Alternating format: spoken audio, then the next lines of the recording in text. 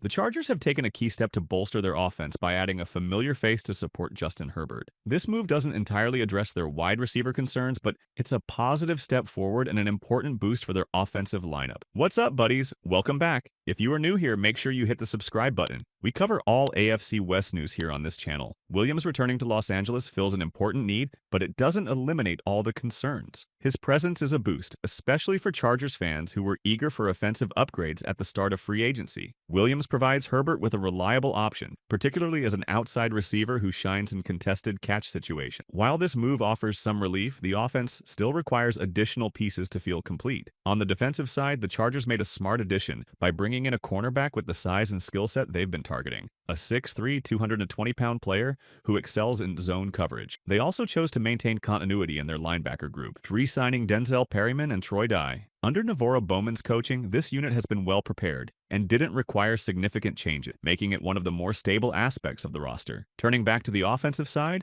the return of Mike Williams might feel like a fallback plan this late in free agency, but it's worth assessing the move for its individual impact. Williams brings two specific elements that the Chargers lacked last season: the ability to win outside the numbers and the knack for converting big plays downfield. Last year, attempts at chunk plays often fell flat, but Williams' signature strength is his ability to win in contested situations. Even in a down year, he caught 70% of his contested targets. Out of his 21 receptions, 7 were contested, a standout stat that highlights his skill in tight scenarios. This signing also allows the Chargers to better utilize the strengths of their other receivers. For example, Quentin Johnston can now focus on routes that play to his strengths, crossing routes, drag routes, and opportunities for yards after the catch, rather than being forced into less fitting roles. Williams' presence eases the pressure on the rest of the receiving core, including Ladd McConkey. With opponents needing to account for Williams on the outside, it should open up more favorable matchups for McConkey and others, giving the offense a more balanced dynamic. It's also important to consider Williams' track record before his injury. Before tearing his ACL, he was on a roll, posting 19 catches, 249 yards, and a touchdown in just 3 games. Now, 2 years removed from that setback, there's optimism that he can recapture his explosiveness and durability. Working with strength coach Jim Harbaugh should help him maintain his physical fitness and deliver consistent performances. Of course, concerns linger about his physical playing style. His willingness to dive for spectacular catches often puts additional strain on his body. But Williams' ability to make plays in tight coverage is exactly what the Chargers were missing. Last season, he managed to play in 18 games, splitting his time between the Steelers and Jets after a mid-season trade. Despite the challenges, he demonstrated that he remains a dependable option. Adding Williams doesn't resolve all the offense's concerns, but it adds valuable balance and depth to the unit. During his stint with the Steelers, Williams flashed moments reminiscent of his prime, producing classic highlight reel plays despite finishing with a modest 21 catches on the season. The last time he suited up for the Chargers in 2023, he recorded those 19 catches for 249 yards in just 3 games before his season-ending injury. At that pace, he was on track for an impressive 1,400 yards and 107 receptions. While his subsequent time with the Jets and Steelers didn't meet expectations, the silver lining is that he's had a full season to recover from his ACL tear,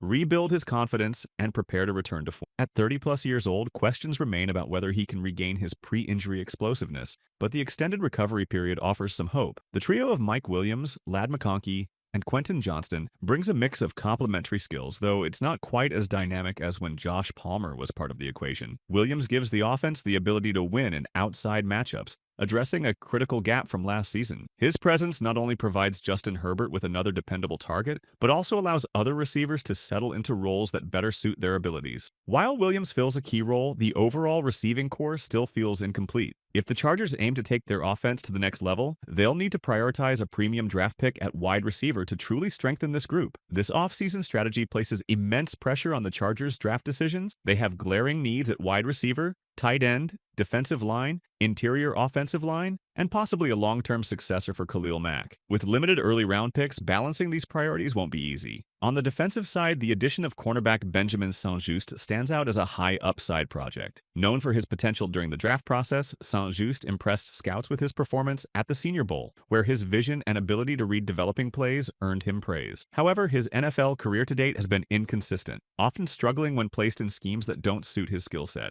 If Chargers defensive coordinator Jesse Minter can tap into St-Juste's potential, this signing could become a prime example of the team's ability to develop cornerbacks. It's a move filled with upside, but as with much of the Chargers' offseason approach, the true impact of this decision remains uncertain. This kind of addition highlights the delicate balance the team is trying to achieve, finding affordable talent with the potential for significant growth, while addressing critical needs across the roster. The numbers paint a clear picture of Benjamin St-Juste's strengths and weaknesses. His struggles in man-to-man coverage are evident, with a disappointing grade of 29.7, placing him among the league's lowest performing corners in that category. However, his zone coverage grade of 67.2 is much more respectable, ranking 37th out of over 80 corners. This contrast highlights that his skill set is far better suited to zone schemes, a positive sign given the Chargers' defensive approach under Jesse Minter, who relies on zone coverage more than any other team. St-Juste does bring some strong attributes to the table. His tackling ability stands out, with a missed tackle percentage under 10%, placing him among the top corners in this area. Specifically in zone coverage, he ranks 7th out of 70 corners in tackling, a critical skill for a defense that demands its corners to contribute to run support and make key plays on the ball. The Chargers likely see St-Juste as a situational player capable of thriving in zone-heavy schemes, while his lack of top-end speed reflected in his 4.55-second 40-yard dash can make him vulnerable in man-to-man situations.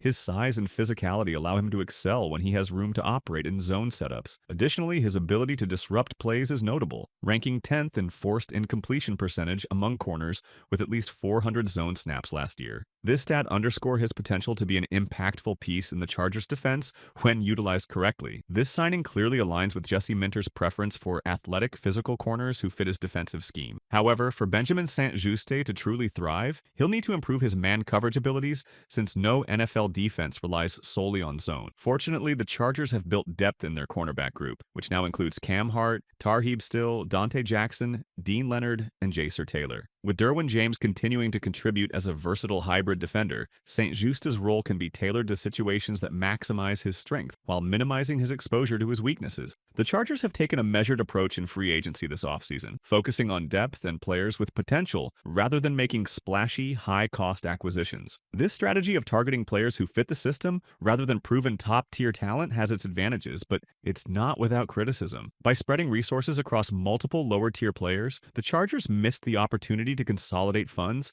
and secure a premium cornerback. Such a move could have provided long-term stability to the position while complementing emerging talents like Cam Hart and Tarheeb Still. This approach reflects a commitment to the coaching staff's vision, but its success will hinge on how well these players are developed and utilized. Depth also serves as an insurance policy for potential issues, such as Hart's multiple concussions last season, which is undoubtedly a concern. However, the signings of St-Juste and Jackson have had the side effect of phasing out players like Jacer Taylor, who struggled mightily last year. Taylor allowed a near-perfect passer rating of 148.6 across 353 snaps, giving up 5 touchdowns with no interceptions. By the time the playoffs rolled around, he was completely out of the rotation, which speaks volumes about his place on the team moving forward. Benjamin St-Juste faced similar challenges during his time with Washington, where his role diminished over time, particularly during the playoffs. Yet, his specific skill set aligns well with the Chargers' defensive scheme under Jesse Minter. It's a calculated gamble that might pay off if St-Juste is utilized effectively in a system tailored to his strengths. Right now, we're all trying to figure out if this approach is a step forward or just treading water. Maybe prioritizing long-term stability over splashy moves is the right play, but it's hard to fully buy into that narrative without seeing results. Now let's pivot to Denzel Perryman. Re-signing the 32-year-old linebacker serves a specific purpose: his physicality as an early down enforcer in short yardage situations. While Perryman had flashes of effectiveness last year, coverage isn't his strength, and his missed tackle rate, 21.2%, the highest of his career, needs significant improvement. Despite these challenges, when Perryman connects, the play stops. His physicality is a valuable asset, though it comes at a price. His shorter frame and limited arm length contribute to the high missed tackle rate, particularly against bigger, faster ball carriers. Durability is another concern, as he's missed at least 5 games in each of the past 3 seasons. It's a risk-reward scenario similar to Mike Williams. Both bring physicality that can take a toll on themselves as much as their opponents. On the flip side, the re-signing of Troy Dye on a 2-year deal adds another layer to the linebacker room. Dye's versatility makes him a dependable, albeit unsung player. Last season, Dye recorded a career-high 57 tackles, proving he's more than just a special teams contributor. The incentive-based nature of his contract reflects the Chargers' strategic approach to managing cap space.